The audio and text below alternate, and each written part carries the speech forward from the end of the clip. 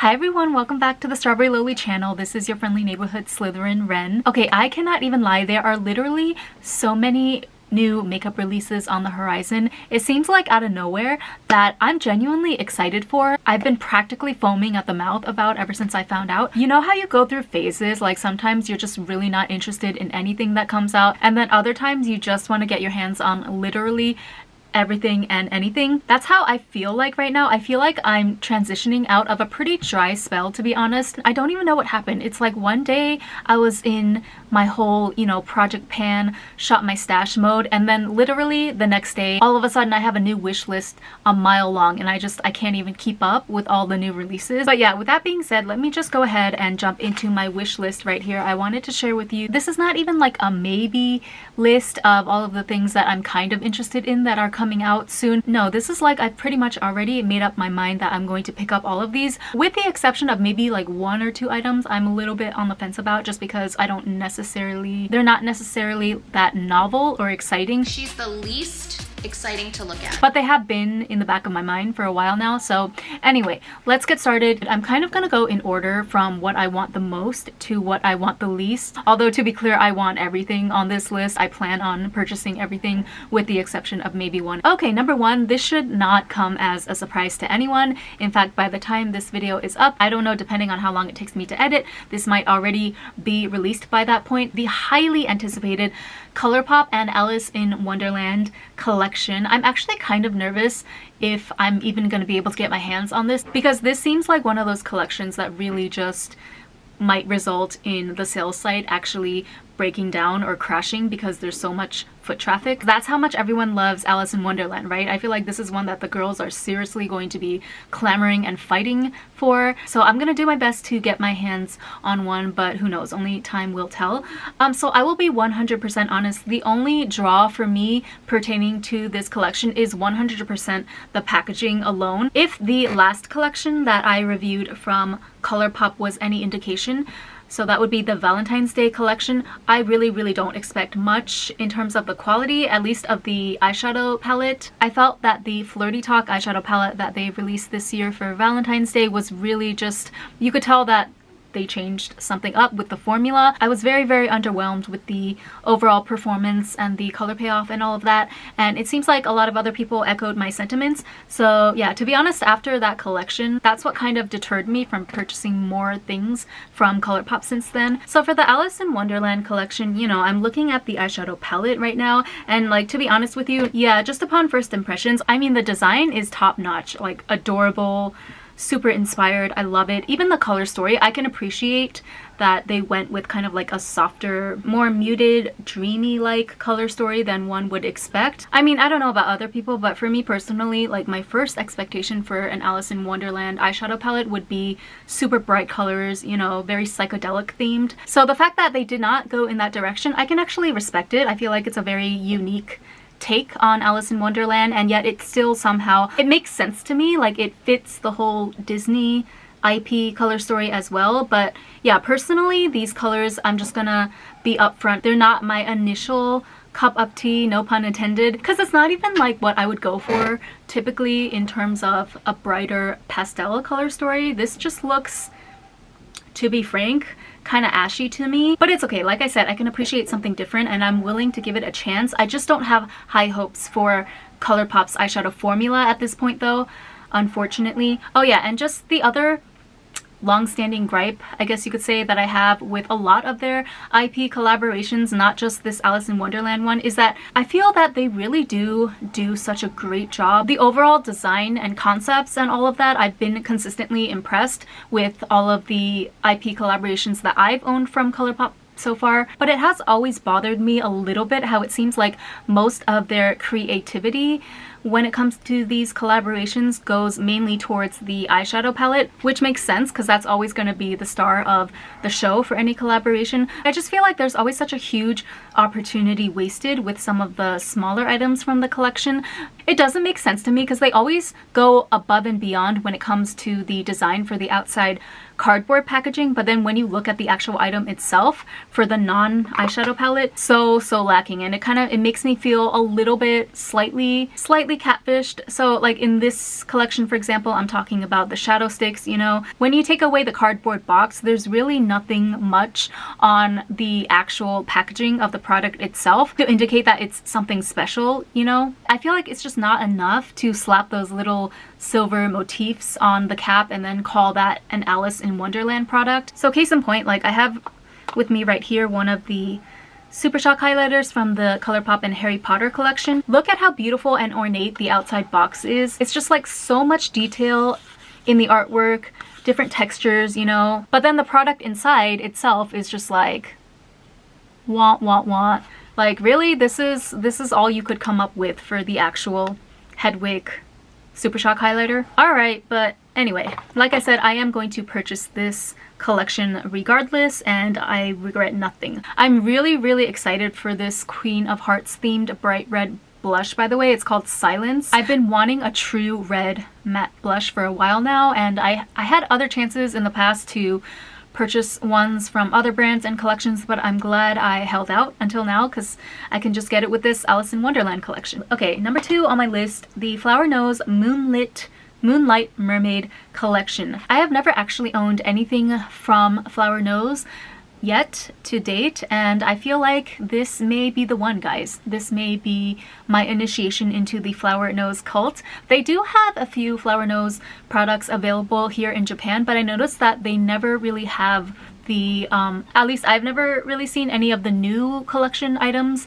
being offered in stores here. It's more so just like piecemeal little pieces here and there, like a couple of blushes, a couple of eyeshadow palettes. I think the Strawberry Rococo collection, they have some of their products at one of the makeup stores near me, but yeah, other than that, it's pretty few and far between. So that's the only part that's a little bit annoying to me, that I'm going to end up having to purchase this from overseas. But that being said, you know, they definitely caught my attention this time with the whole Moonlit Mermaid theme. I have my eye in particular on the blue palette, and then there's like a coralish green color story type of palette. They also have a lilac palette, which I will not be picking up because I am not a lilac girly. And then yeah, so 2 palettes, and I'm also interested in, there's like a peachy blue kind of ombre looking blush. I don't even care if that one shows up on my skin or looks flattering on me. I just want it because it's so pretty. It's like so unique. So yeah, holding on to the edge of my seat for that collection. I don't even know where I'm going to purchase it from yet, to be honest with you, because it's like, do I go on the Flower Nose global website, or do I go on the Japanese website, or I don't know, whatever retailer can get it to me the quickest. Number 3, the Lush Super Mario collaboration. So this one is actually not set to release in Japan until I think April 14th, which is this Friday, which is kind of weird to me because it's like, this is a Japanese IP and yet it has already released in other countries, but it's only just now coming to Japan. So I'm not sure what that is all about, but I guess that's just how intellectual property collaborations work. So there's only one item that I know for sure right now that I will be picking up from this collection, and that is the Luigi shower gel, because it says that it is a fresh crisp green apple scent, which is exactly what I'm all about. The Mario shower gel, on the other hand, I think I will pass on because it says that it has a cola scent, which I'm not opposed to, but I don't really need that in my life. I've actually been running very low on my current Lush shower gels, which is typically the bulk of what I purchase from Lush. It's just shower gels. I mean, I get a bath bomb from time to time, but then every time I use it, I'm reminded of how I'm literally just like throwing $7, $8 down the drain, down the bathtub drain every time. Yeah, for me personally, shower gels are the best value when it comes to Lush items. I actually almost pressed enter on a bunch of items that were in my Lush cart the other day, like Monday this week, but then I remembered about the new Super Mario Brothers collaboration, so I'm glad I checked on that before checking out. Now I can wait until Friday to add that Luigi shower gel into my cart. This next one, okay, I had to do like a double, triple take when I first saw the name of the product, but the MAC Squirt Plumping Gloss Sticks. And I hope that is the first and last time I will say that entire name out loud. Okay, you know what? To be honest, at first, I thought that everyone was being just a little bit immature. Just because we all have dirty minds, it doesn't mean that those words by themselves necessarily mean anything bad. But then I thought about it some more. Like, if you search the name of this item in Google search without the MAC brand name attached to it, the results are like quite inappropriate, NSFW. So I don't know, I might have to side with the public on this one, that they should have probably, from a marketing standpoint at least, they could have named this something more search friendly. Then again, they did do that collaboration with the porn star one time. Do you guys remember that? MAC did collaborate with some sort of adult film star at one point. Correct me if I'm wrong. But anyway, these are exactly what I've been looking for, especially the red shade. That is what I've been wanting for the longest time, just like a glossy, semi-sheer, red tinted formulation. It's red, you know, it's bold, but it's still, since it's semi-sheer, it's gonna give me that really natural look. Parisian, if you will. You guys know that as far as like a glossy lip tint formulation goes, I have been raving about my Rom and Lasting Melting Balm, along with the Revlon Jelly lip tints, which was only released here in Asia. So I don't talk about those as much because they're not as, that release was not as widespread. But I think this one, the Rom and Lasting Melting Balms, they are pretty much available like anywhere that you can buy K-beauty products. And yeah, you know, I love both formulations so much that I bought every single shade in each of these lines. But the thing that really gets to me is that neither the Rom and nor the Revlon has a red shade in their lineup, which is so perplexing to me because it feels like such a basic staple kind of shade, right? So needless to say, I'm very glad that MAC seems to be coming to my rescue, and I also really want I basically want every single shade except for the brown ones because I feel like I have enough brown or beige tinted lipsticks. Yeah, the red for sure. The blue one I have to get because I have a blue lip gloss fetish. The black one, I feel like that's kind of in right now, to have like a semi-sheer black gloss across your lips. It's very avant-garde, very Vogue vibes. Part of me does just want to purchase every single shade in this collection. There's 10 in total, so if I'm really feeling most of the shades, like 7 or 8 of them, I might as well go ahead and get all 10 so that I can give you guys a full set of swatches.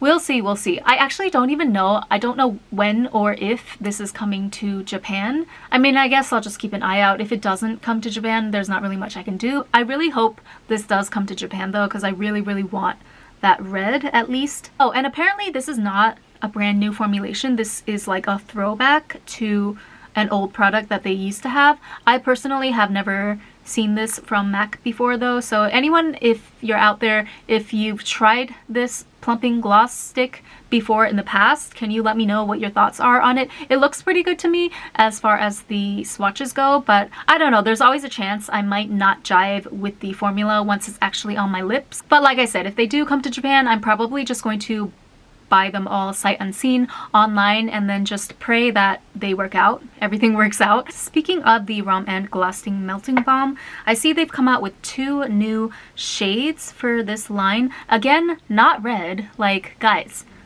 what is it gonna take? What do I have to do for them to give me a classic red color? But these new shades definitely look really cute, very springtime friendly, so I will be picking both of them up. We have 09 Peonies, which is like a bubblegum pink, and then 08 Coralia, which looks like melon cantaloupe ice cream sorbet. All of the spring dessert vibes. Definitely grabbing both of those to complete my Lasting Melting Balm collection. And then one more item from Rom and, so I'm still not 100% sure on whether or not I'm going to purchase these just because the color story is so like run-of-the-mill, but their new Bare Layer palettes, I might get at least one of these, if not both, for the packaging alone. Alright, here's the thing, right? I have always maintained, and I stand by my opinion, that Rom and in general, their products are just very, very cheap. You know, I feel like the ingredients are cheap. They manage to make all their products like aesthetically pleasing, you know, very Instagram friendly, but at the end of the day, I feel like, yeah, the ingredients are cheap and mostly filler, and then the packaging, even if it's cute, it's still cheap material and construction wise.